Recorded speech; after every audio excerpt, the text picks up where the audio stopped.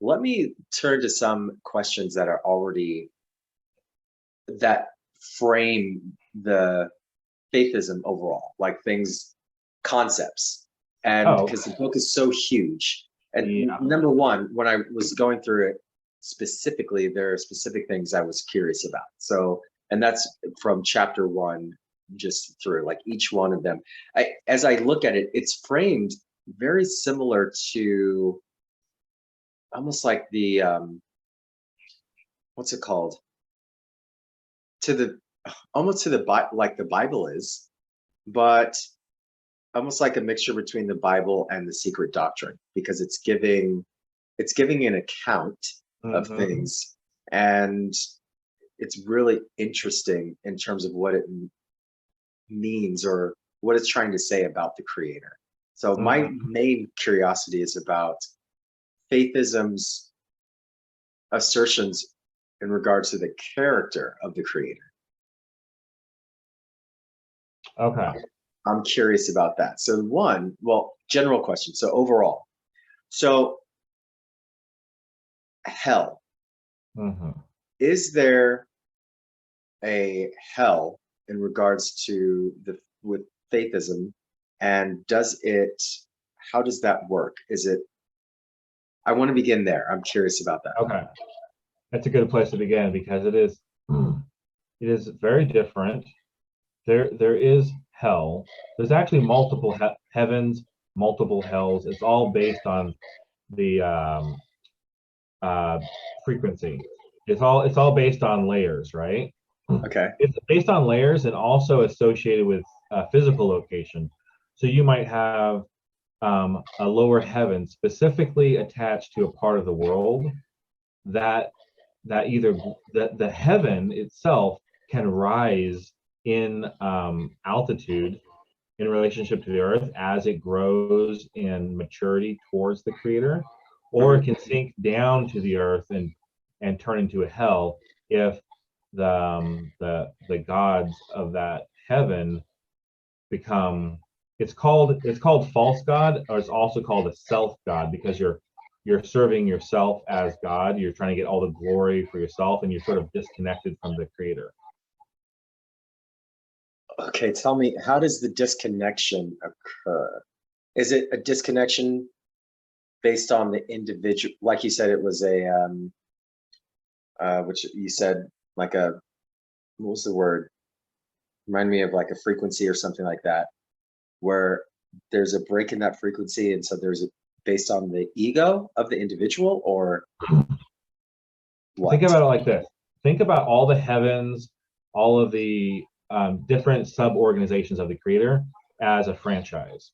And Okay. so, and so a heaven attached to a physical place of the world has a manager, a god, and they decide they're going to buy out the creator and they're going to be an independent branch. Okay. Okay. So they have no more guidance, no more resources, no more oversight. They're disconnected. They're independent. But their whole purpose is not customer based. It's about basically taking all the profits and burning the place to the ground. And so so Okay.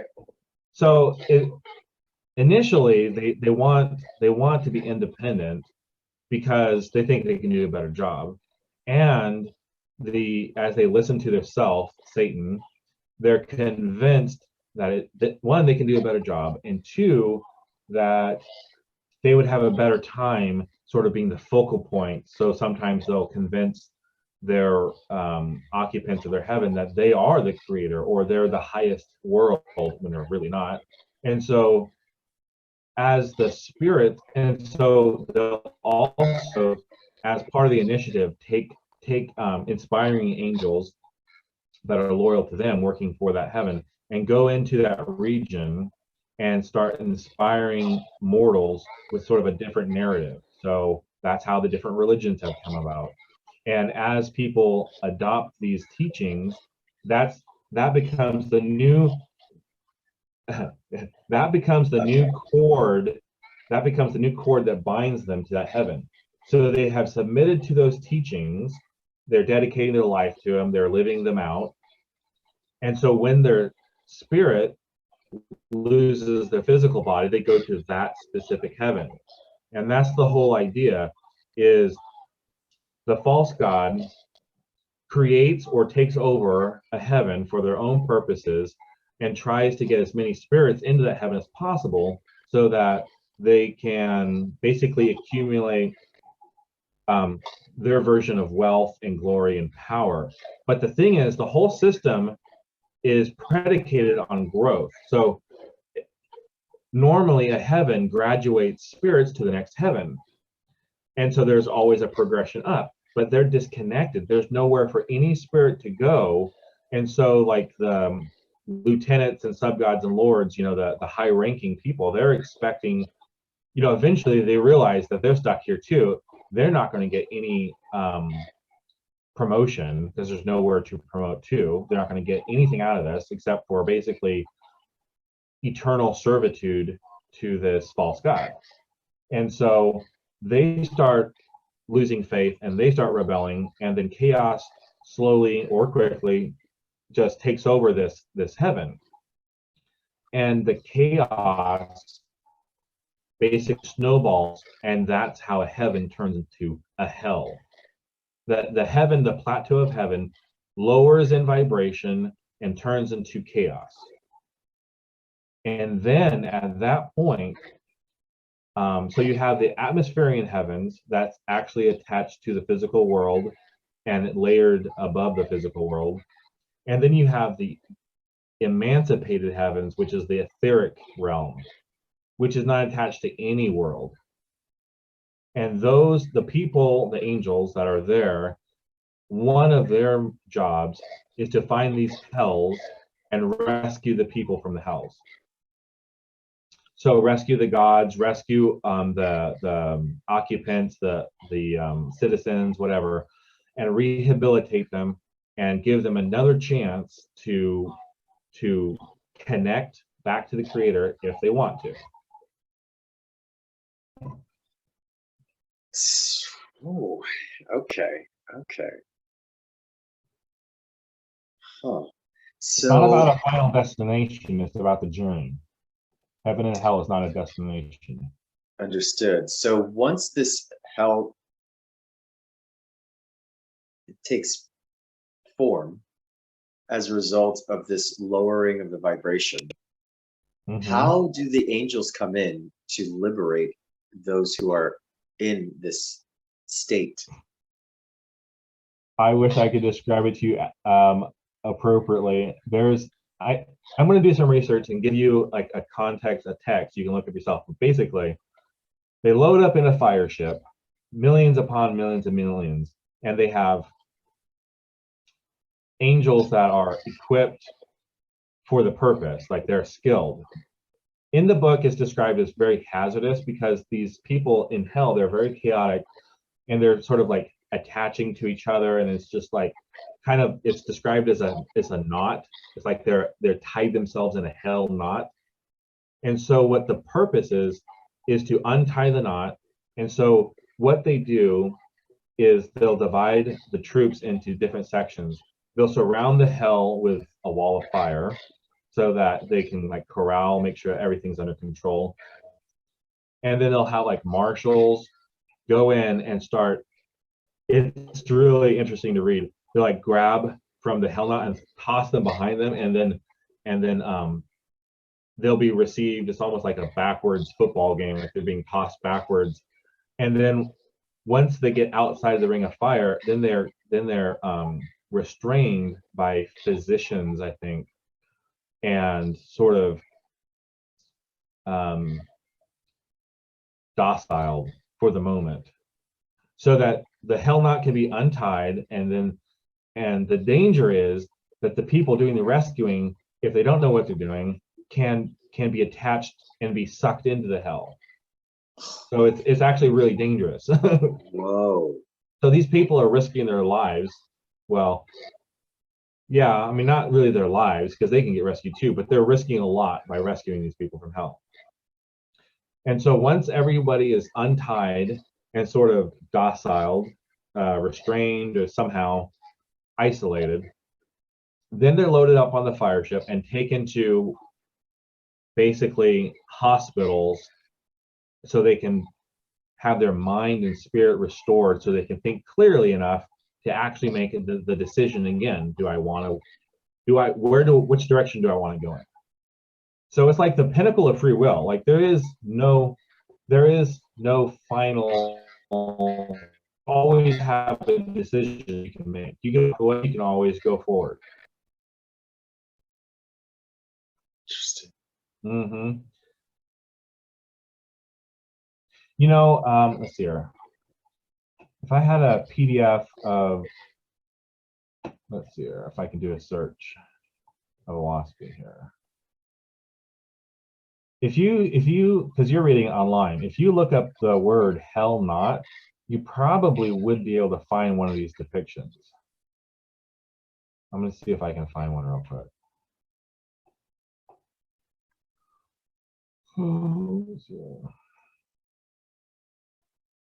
Hell not like KNOT. And I can't do a search particular. It has to be a PDF, I think. I don't have a PDF pulled up at the moment. Is it not as in like a knot in a rope? Mm-hmm. So I don't see, is it one word? Maybe it's one word. Probably it's one word, I think.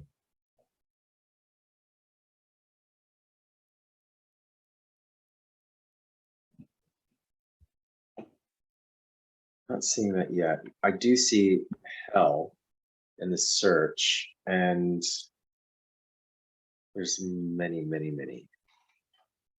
Hold on. Let me look in the back of my book, because they do have a pretty good index.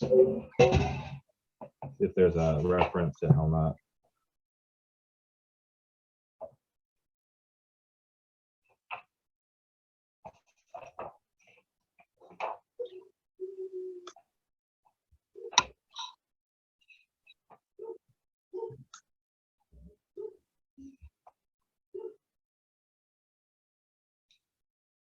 No, they don't have a specific reference for that, but I will find an actual story for you to read. Okay. Because it's really interesting, and the visual. I read some of it to my kids, and and they're like, their eyes were opened up and wide, and like, this is better than any of the Marvel movies. Yeah. It's being propelled by colors and hundreds of thousands of millions, warring on these missions of rescuing people from hell. It's pretty epic, actually. Very worthy of the cinema. I would love to have the resources to turn this into something.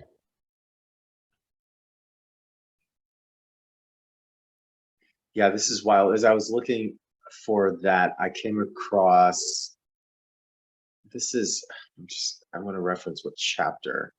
This is chapter 10. And it's speaking about Apollo. So Apollo visited all the divisions of the earth and the islands in the ocean, and his traveling attendants, companions, and officers made a record of all things they saw, especially those relating to the corporeans, their manners, sizes, color, habits, education, and procreative capacities. And the records were taken with them to be finally carried to Etheria in the coming ascent. And Apollo and his companions then visited Atmospheria. What? Making like observations of the people in the first and second resurrections, recording the number and kind of nurseries, hospitals, factories, schools, and colleges, together with the Asaphs, teachers and physicians, nurses, and so on. And this record was also prepared so as to form a brief history of the earth's heaven. On the 28th day, Apollo and his hosts returned to Gao, the place of the throne of God in the lower heaven. In the meantime, the word of God commanding the assembly for the ascent of 2,000 million of Jehovah's brides and bridegrooms had aroused the people of the lower heaven beyond measure, millions of them never having witnessed an ascent, nor, in fact, had seen an Etherian Adavasit, a ship of fire. Yeah, it's a ship. I don't know. Some of these words I don't know how to pronounce. So my wife have made up pronunciations, and we talk with other Faithists, and they have their own way of saying it. Okay. How do you say it? Now, what was it again? Adavasit? Adavasit? Adavasit? Is it a ship? Yeah, a ship, a fire. There is avalanza, and then there's a couple different words that they use, but I know what you're talking about. Okay. My wife is the one that, a lot of times when I'm reading in my head, I'm not that particular about how I pronounce it, but my wife, when we read it together the first year, she was always reading it, so most of my pronunciations are from her. Okay. Okay. Fair enough. So these, okay, this is, yeah, interesting. The sub-gods, sub-lords. These combinations were again formed into four divisions, representing four great divisions of the earth, four lords, Jehovah's sons. So that when the whole 2,000 millions of spirits were in due form, they characterized harmony, symmetry. Harmony, symmetry, and music being the symbol of Apollo. So who is Apollo? So Apollo originally was a servant of Jehovah, and he was a god, a manager, and the Apollo that is in sort of the mythology that we have now, that's been sort of maintained, isn't him. Other false gods, because a false god wants to make their transition, trying to persuade the people as easy as possible to them. So if the people are already believing in a deity or an origin story or a creation story, they will just sort of hijack that and sort of twist it enough so that they can become the focal point. So the name Apollo was actually used by several false gods. Okay, understood. Because of the relation that Apollo had to us, to people on Earth. Okay. Mm-hmm.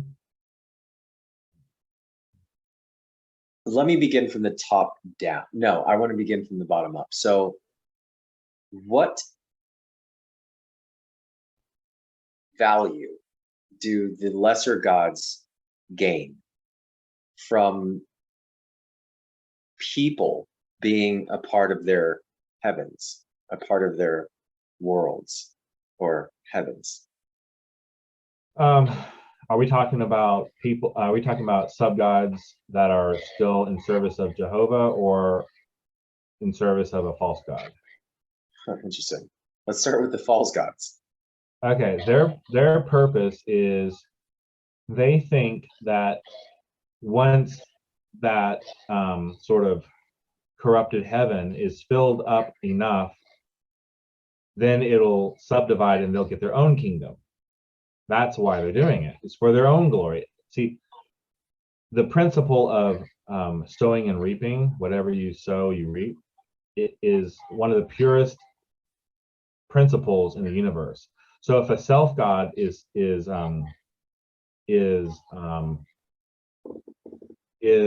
serving himself, he's going to have a kingdom of self. So instead of everybody being in service of everyone else, they all take their cue from the leader. And so all of the sub gods they're all out for themselves too, trying to sort of wrangle their way through the ranks to get their own power. And if they have opportunity, they will take out the god above them, because they realize that's the only way to succeed in their own effort. So now it's everyone fighting for themselves, really, and it's deceptive and subterfuge, and it's all of it. But what do they seek? They want worship? Worship. They want power and riches and subjects. That basically, the spirits that come up that are not part of the higher ranks, they're basically just slaves for worship and for whatever labor there is to do up there. Labor. there is labor, like when this is a little confusing too, because all of the labor is really more of like very skilled. So you'll see them create a fire ship. Well, that takes a lot of skill. You'll see them create, roads in the connecting the heavens together, or roads, all of surveying and all of that stuff is very high level. So the lower spirits, I'm not sure exactly what they do, except for their worship is kind of like, it's kind of like the gods are feeding off of their energy, actually, feeding off of their worship. What about those who are serving Jehovah? Well, their purpose, no matter what rank they are, is to always serve the people underneath of them and have that growth process maintained. So so you'll have somebody in the etheric realm who has been around for hundreds and thousands of years, maybe millions of years, come down to earth to a very low density, probably a very uncomfortable reality to be in, for the purpose of assisting or raising up, just to keep that growth going. So everybody is a servant of Jehovah, and there is nobody worthy of worship or praise or honor except for Jehovah, and everyone is serving those underneath of them. That's how their life's purpose gets fulfilled. It's selflessness. So what about Jehovah itself? What does it seek, if anything? I think it is seeking an expansion of harmony.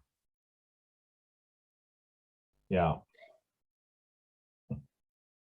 An expansion of harmony. Yeah. What makes you think that it seeks that? Because that's where everything leads up to. That's where everything is headed. Is a growth and duplication of selflessness and harmony. So that tells me that is the Creator's purpose. Its desire is to create. Now the why, I don't know. If obviously he knows that there's going to be a struggle there. There's going to be darkness, and there's going to be false gods raising their claws and doing whatever they're doing. But ultimately, even the false gods turn to Jehovah because they realize that their way is not very good, and it may take thousands or hundreds of thousands of years, but everybody will eventually see the wisdom in Jehovah's ways. Is Jehovah something that is separate from the rest of creation? In a way, it's a duality, a separation. There is a description of Jehovah being the closest thing to us and also being the quietest thing. So it's like the breath of life that is in us is the closest thing we have to tangible life. When we stop breathing, we die.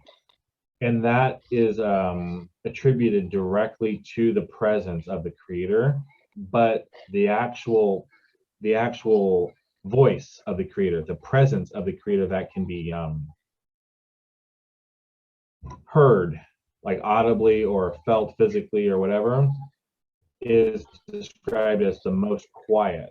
And so a lot of the mortals, and even in the lower heavens, have never heard the voice of Jehovah, except for when, like, an Etherian will come down to assist the God of the world, or and what will happen is the light of the Creator will rest over the head of the etheric God, or anybody that the Creator chooses, and the voice will come from the light and speak that way. But that's one reason why there are gods that go their own way, because it has either been so long since they've actually witnessed that process, or maybe they've never witnessed it, because the Jehovah uses his servants as proxies to himself, and he trusts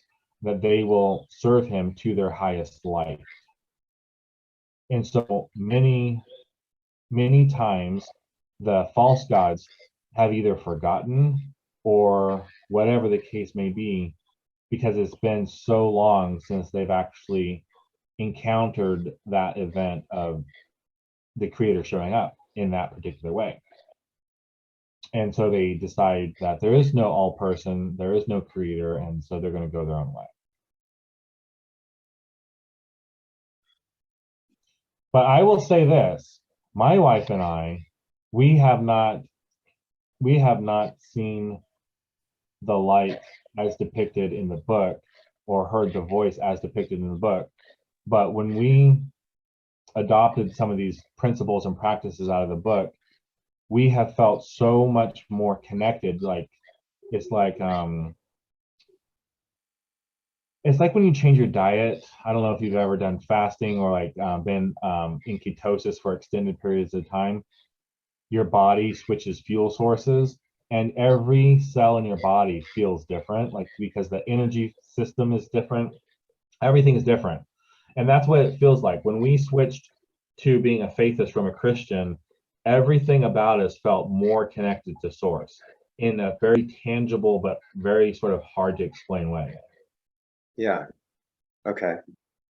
And that makes a lot of sense in a lot of different ways.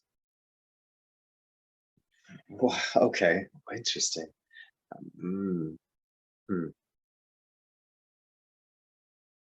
What I'm doing is, as I'm absorbing what you're saying, and I'm reading through this simultaneously too,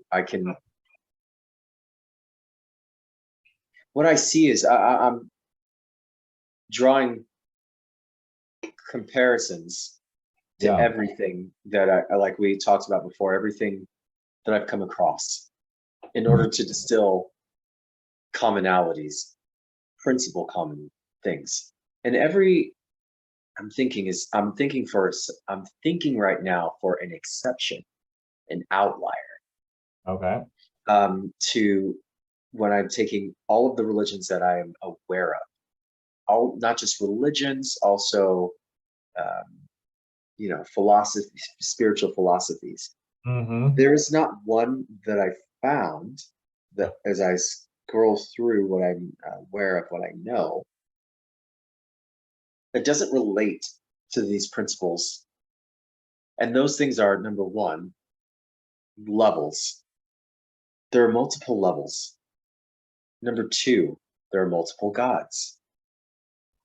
Even the Christian faith, they claim, oh, there's only one God. We don't, but always there's a multiple times a reference to gods, lower G, that there is one true God, that there are these beings and powers and principalities, a hierarchy of beings that are not human beings, and that have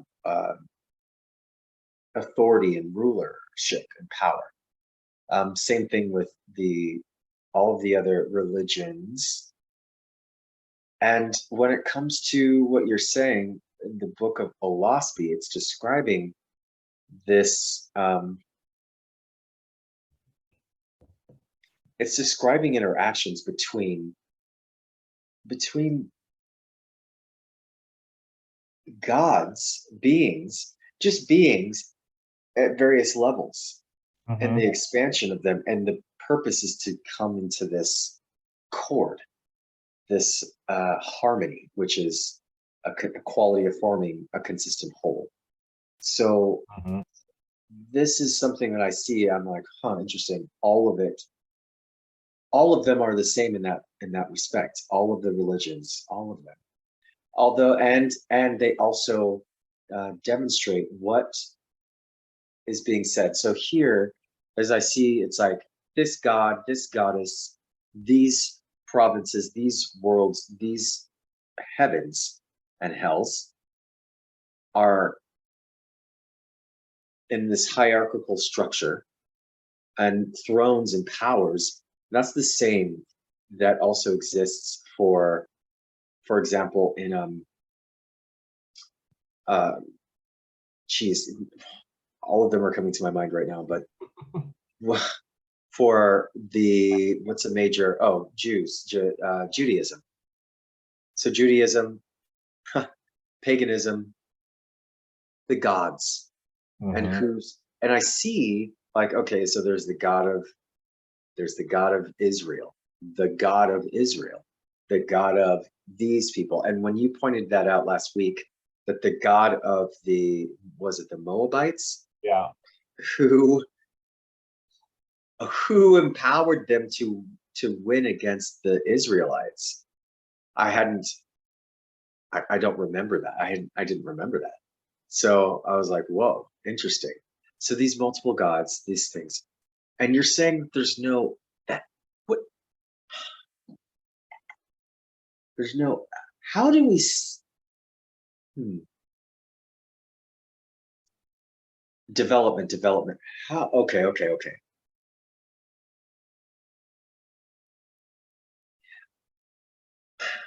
how, so what if I just want to skip directly to Jehovah and say, I just want, I decide to be at the ultimate place, the highest level, the most, the highest level. What would, could that be done? And if so, how? No. Think about it like this. Think about the modern plant called corn, right? And it was over, I don't know, 10 years, 500 years from a grass to we have now. Every year, the selecting process was done for the next year, and that crop was incrementally better for their objective. And now we have corn from that grass, and all that was done was just as the cycle of the seasons came about, um, the negative was taken away from the genetic pool, and the traits that were desirable were allowed to remain. And so it just kept going in that direction.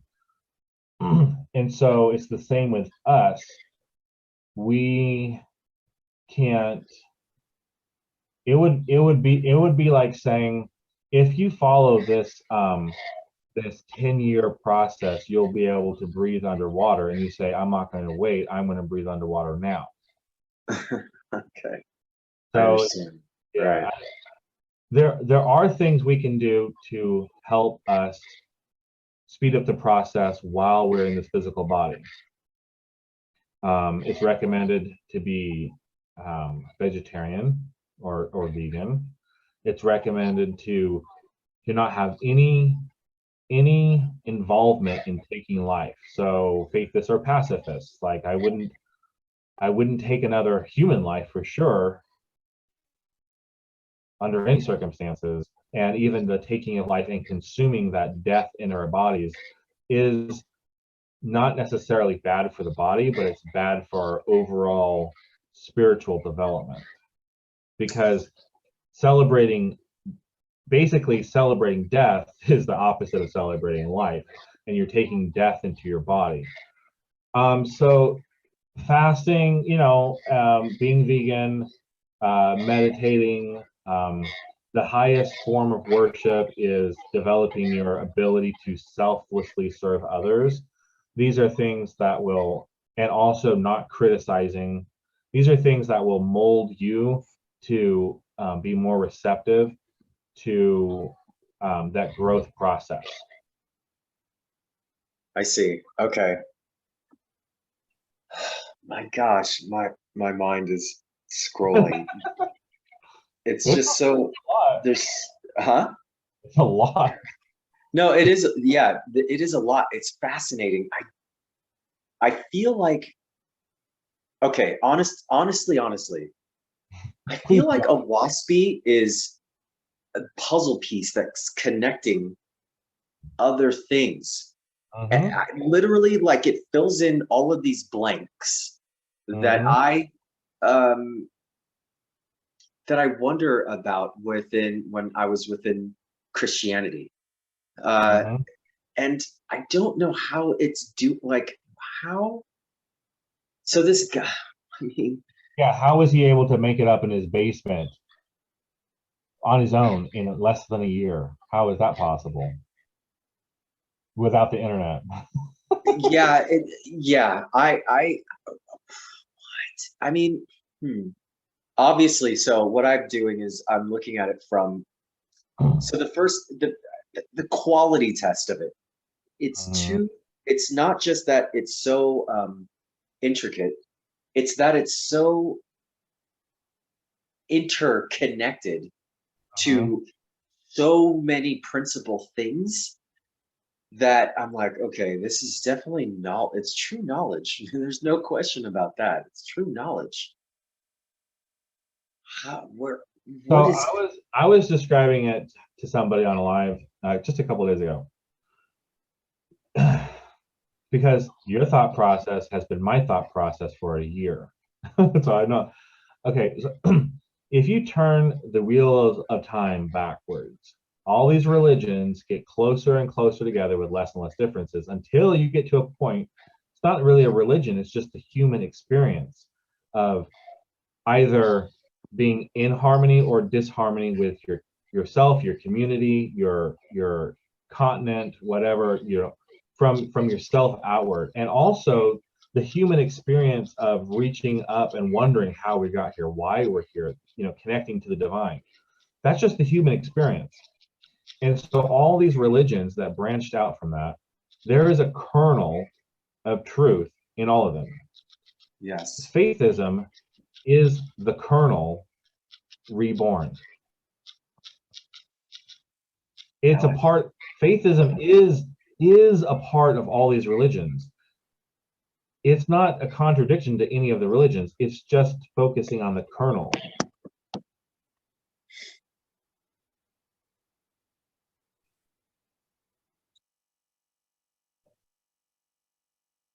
where are the okay,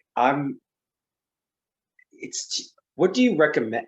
It's too large. It's like this, it's like the Bible to read chronologically, or what's the right word? In a In an there's a orderly word for it. fashion. Yeah, just like one, two, three, like book by book by book. I mean, it can be read that way, but what do you recommend? How do you approach it? Right now, I'm going through my second time, page by page by page. Wow. Okay. And of course, I'm not taking a master's class. Like I said, I'm pretty much, I do have a lot of free time. I don't use it as wisely as I could. But so once I finish my second time through, I'm going to not do that again for a while. I'm going to focus on the science of Oahspe, the cosmogony and the numbers of Oahspe. That's a whole beast by itself. I mean, that is like the video I recommended to you. I'm sure, I don't know if you watched it or not. It is long, but it is describing the creation process and all What of was the it. video again? What was that video? It's posted in the study group. Okay. Oh yeah. Okay. I didn't. Yeah. Okay. I'll go to the study group It's and long, click on it. but if you only watch the first half an hour, it'll probably be enough for you to get a good idea. Um, so I'm going to study it more subject by subject as I can. but I've been kind of doing that in conjunction. This second time reading has been super slow because I'm doing more cross-referencing. I'm doing more contemplating. I'm doing more. It's just slower the second time because the first time I didn't pick up like more 50% of it. I mean, that was so new information. Now I'm picking up more, which means I'm researching more, looking into more stuff. But there are some books, that are not chronological at all. They're not part of the narrative. They're separate and they focus on like the principles of creation, the principles of growth once we shed our physical body. They focus on I don't know, there's only like 4 books that are part of the actual timeline narrative, but Which ones, where are the symbols, the science uh, portions? if you go to the book of cosmogony and prophecy, that is a good place to start. But there's also, I think, the book of let me look.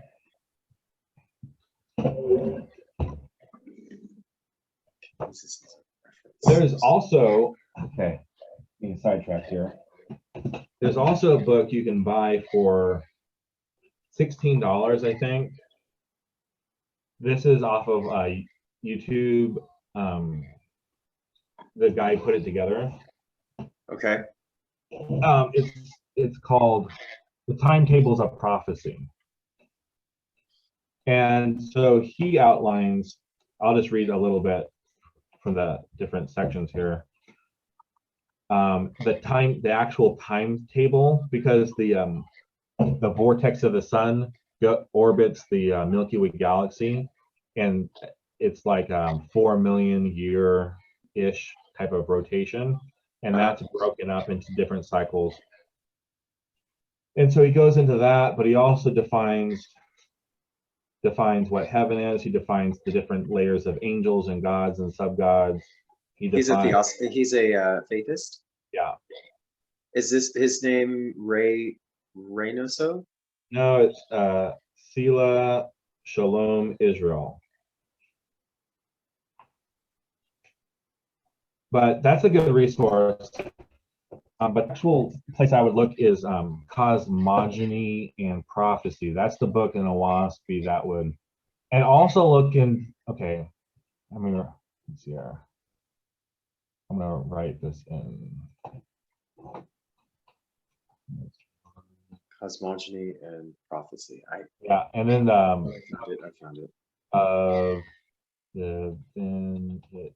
Here it is. Oh, the book of Cosmogony and Prophecy. God. Great cyclic coil. What?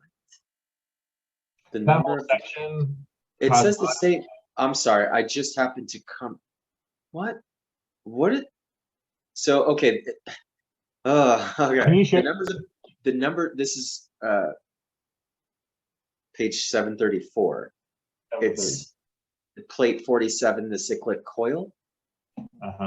It's talking about, it says the numbers of the beast shall be 66 and 666, and the parts thereof, because in the coil of the cycle, behold, because in the coil of the cycle, behold, the distances are 2/3 of the circle. A lot of those numbers I'm still trying to wrap my head around. The 2/3 of the circle, whether it be 100 or 1,000 or 3 times 1,000. What was the name of the plate, or the number of the plate? Plate 47. Jehovah rolleth up the heavens, and braideth the serpents of the firmament into his cyclic coil. Who can magnify Jehovah by calling him Osiris or Thean or Baal or Lord or God? He is the circle without beginning or end. His majesty encompasseth the universe. See the book of Cosmogony and Prophecy. When I go, okay, see the book of the plate 47. Cosmogony and Prophecy. Primary vortex, the power that maketh planets. Secondary vortex. A ball within a ball, or womb of vapor. Organic work. Is this the book of? This must be it. Photospheres.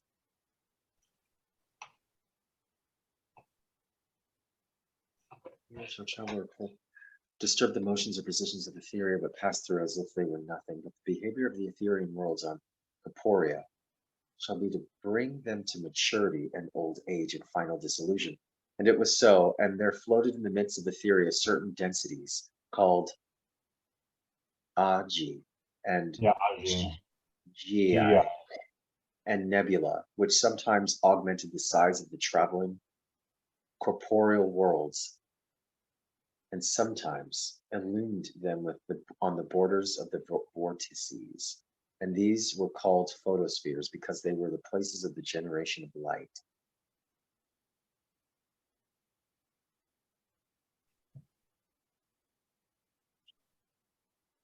Yeah, a lot of this stuff I'm trying to wrap my head around. This is going to be a focus of study eventually.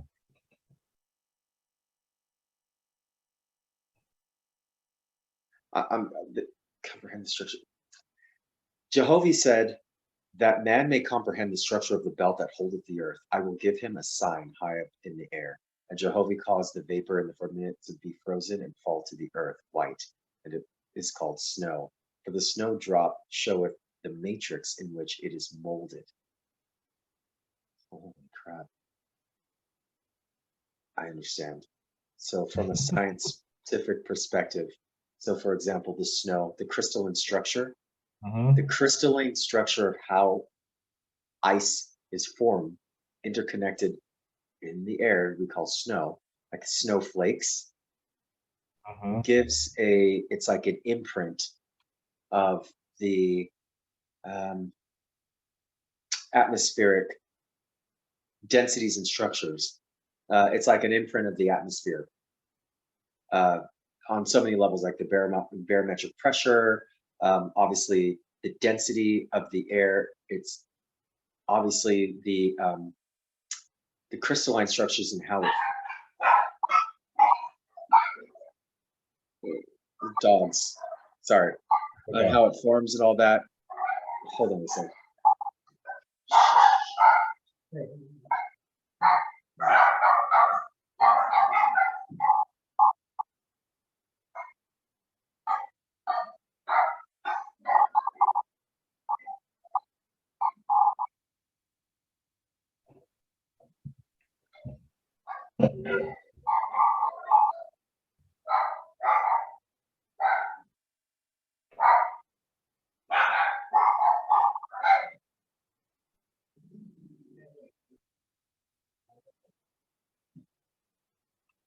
Dear God. Calm it down, guys. Jesus. Okay. So I'm looking at it and I'm seeing that this is the science keys, density. And let this be a sign also that even as there rises up from the earth heat and moisture, there are representatives of all things on the earth which have evaporated upward.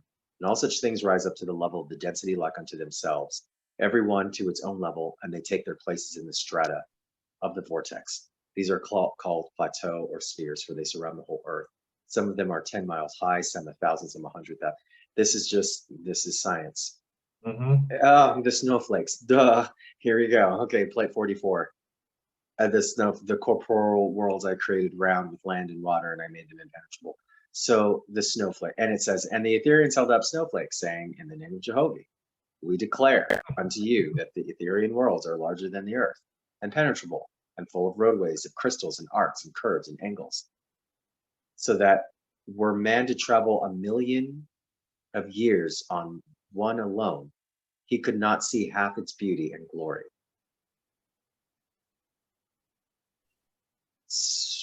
Where did these plates come from?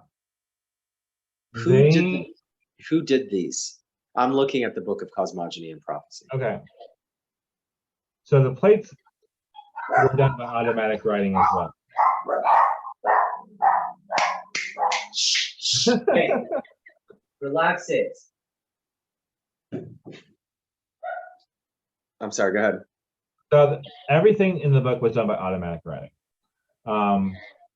The portraits, the plates, the text, everything was done by automatic writing.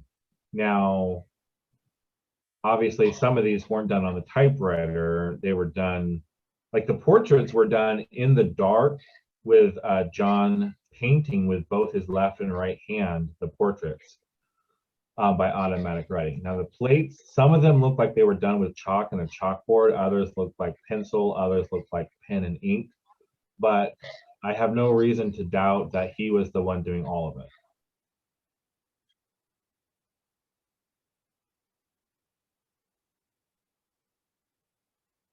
So I found the other books that you might be interested in sort of skipping ahead for, that deal with principles and science and just things that aren't part of the actual fine. Okay. All right. The first one is God's Book of Ben, B-E-N. God's Book of Ben.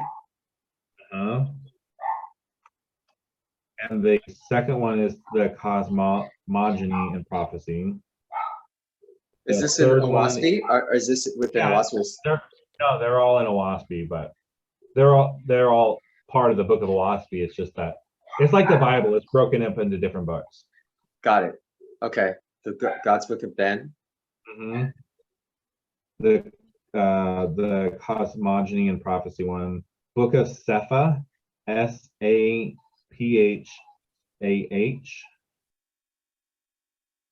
And the last one is Bond's Book of Praise, B-O-N, Bond's Book of Praise, apostrophe S.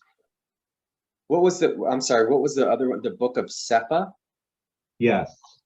S-E-P-H-A? It's S-A-P-H-A, so maybe Sapha. Maybe okay. Okay. But I would also recommend reading the Book of Divinity. Those 4 books are in sort of outside of the timeline.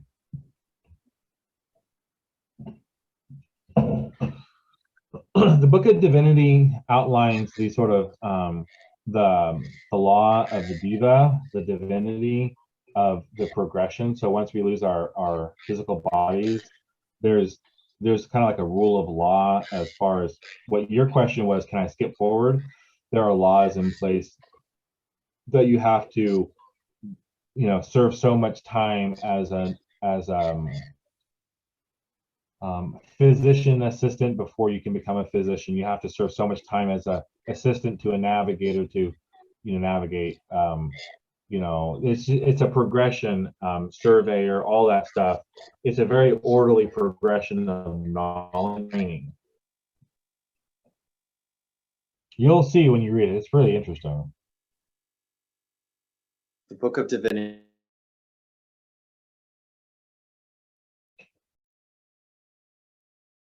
Oh, hang on. Something's going on. Oh, you muted yourself or something. Okay. The Book of Divinity, the Book of Sapha, Gods of Ben. And let me write it in the chat. Gods of Ben, and then I'm looking right now at the cosmogony, the Book of Cosmogony, and this, I just skipped down a little bit, but it's, yeah, I see it. The Book of Cosmogony and Prophecy. 750. This is insanity right now. These guys are on a whole different level. They're showing 1859 meteor in principle supplied to all star sense finds in those different masses. Vortex, the outer extremity of which is somewhat beyond the moon. The vortex is globular, corresponding to the form of the Earth with slight differences, which will be pointed out hereafter. Are not closed, both vortices, vortex, turn of the Earth. But I want to know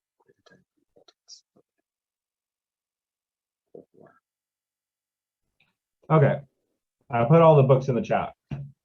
Okay, thank you. Hey, So well, where the sun planet extinct, the master vortex would instantly make another sun. Okay. Jeez, I need to be able to sift through this faster. Sun philosophy. I'm gonna break. Okay, so these 4 books, you put them in here.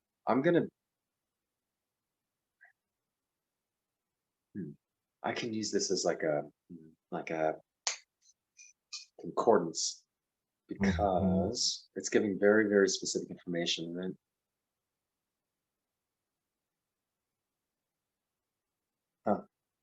okay, this is interesting. Yeah, this is.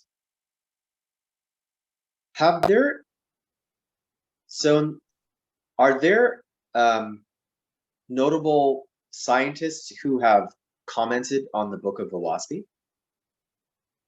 so there's a group that I meet with on occasion, and I have access to their archive of meetings. So about 3 or 4 years ago, when they first started meeting, there was a couple references. One, both of them I cannot verify because of the nature of them. One was there is a story, and if it ever was true, I'm sure it has been deleted. There was a story of Albert Einstein in a picture and a Oahspe on his desk. Now, there's no way to prove that because I'm 100% sure if that ever did exist, it would be unavailable.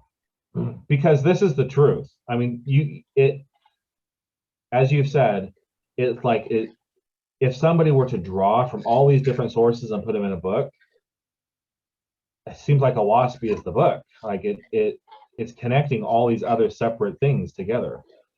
But there's another story.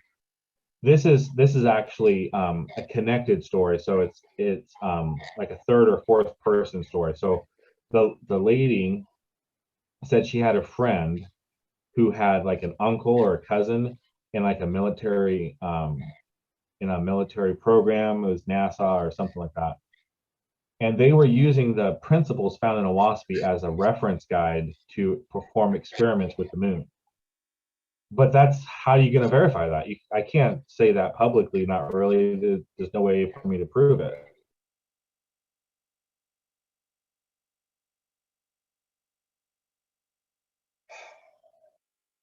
But I really haven't. Oahspe is one of those things should be mainstream, but it is the framing of how it came to be, automatic writing, and just you have to be in a certain space in order to be receptive to it. But once you become receptive to it, it's like blows your mind away. It's very easy for the sort of normal person to be exposed to Oahspe and just dismiss it just because of the context of it and how it's written and everything. I don't know of when I have resources, because I'm manifesting resources, I want to do so much. I want it to be an audiobook, like an audible audiobook with like actors and original sound score and sound effects and like the whole thing, just millions and millions of dollars in production. And then I want to turn it into a series of movies, just to get the exposure out there because it's referenced. Look, when you become really familiar with this text, you'll see it everywhere. The Wheel of Time, The Lord of the Rings. We've watched so many shows, and like The Lord of the Rings, the very first episode, one last episodes, it was like almost quoting from Oahspe. And The Wheel of Time, the people group called the Way of the Leaf, is a faithist. There is no difference. It is word for word, principle by principle, just labeled differently of a faithist. It's everywhere. So the book has to be circulated.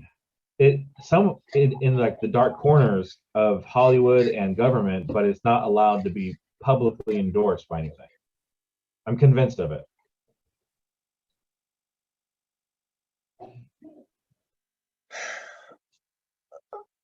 Even like shows like Star Trek. I have to rewatch Star Trek because the group I referenced, they said that Hollywood's been using Oahspe and they referenced Star Trek. And I'm thinking, well, they had warp drives, they were going through nebulas, they were going through, all these different pathways. I have to rewatch that series. Yeah, yeah. Star Trek is, oh my God. Oh man. And what about Q? Oh, I know. Oh my God. I would recommend uh Star Trek Discovery. Star Trek Discovery? Okay, I'm not sure if I've watched that one. Star Trek Discovery is one of the contemporary. They have many good Picard. Um, I think there are a couple of others. Star Trek Discovery is one I have watched up to Mm. the most recent season, which was like 2021, 22. Oh, so this is really recent. Okay. Very recent, very recent. They just concluded. I think it was just this year, the last season. Okay. Um, uh, there will be more. I believe there will be more. It wasn't the very, very last. It was just the most recent. There were about 4 or 5 seasons. It is extraordinary, and it's extraordinary because of the storytelling and also the concepts that they're presenting in that storytelling. Hmm. It's very, and I'm very much a Star Trek fan, so I love a variety of them.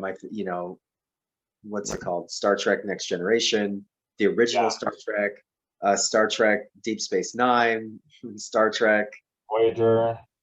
Voyager. Oh God, Captain Janeway, I thought was brilliant. All of Voyager and Next Generation were my all-time favorite Star Treks, I think. which one? Voyager and what other? And Next Generation were Yeah. like, Oh yeah. I loved that. I loved how they dealt with those things, with the just so many concepts. And like you said, the race was brilliant. It was brilliant to me. What you're saying is a problem because oh, of what it is that you have filled in the gap with. You said to me that according to the belief that people hold, that is the experience that they're going to have um, after they wake up from this plane. yeah, they get attached to a specific plateau Right. based upon their beliefs and So that, and everything that you're telling me is now giving more, like, this is ooh, I can't articulate. Essentially, the concept always is there's an authority that is looking to corral a majority into a specific mental, emotional, spiritual place. And anything that is in contradiction to that is problematic for them. And they are looking to eliminate it or to um, limit it. no. Go ahead, finish your thought, but I'll comment on Tell it. me, so is that not the case? See, the thing is, there is nothing that is problematic. There are stories where there'll be the seeds of revolt, and the God that is still connected to the Creator will express their concern, like, how do I handle this? And the Creator's like, don't handle it. Let them do what they want to do. They need to know. They need to know the difference. And one of the gods had done it himself. He had been in rebellion, went to a hell, was rescued, and was given his kingdom back, but now connected to the Creator. And one of his sub gods was doing the same process. He's like, I've done this before. How do I talk him out of it? And the Creator's like, don't talk him out of it. It's okay. That's the learning process. There is no bad. Ultimately, there is nothing bad. It's all about the journey and learning. It's all about Oh, learning. yes. Yes, but what I mean is that the gods, the lower gods, are taking actions in order The, to do the corralling of the of false gods. Yeah, the false gods. Oh, sure. Yeah, they're doing that for sure. Yeah.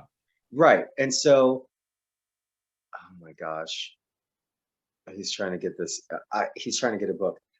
Okay, I have to bounce. I need to call this guy back. Um, but okay. Okay. Thank you for the four. If you want I'm to gonna. hop on later tonight or tomorrow, that's Huh? What'd you if you say? want to hop back on tonight, we can do it tomorrow. That's fine. I have tonight and tomorrow off or whatever. I'm available. Yeah, I think tomorrow's Wednesday. I think that might work. There's 1,000 things I need to freaking finish. So let me, yeah, There's no rush. There's no yeah, rush. I Everything happens when definitely, it's supposed to happen.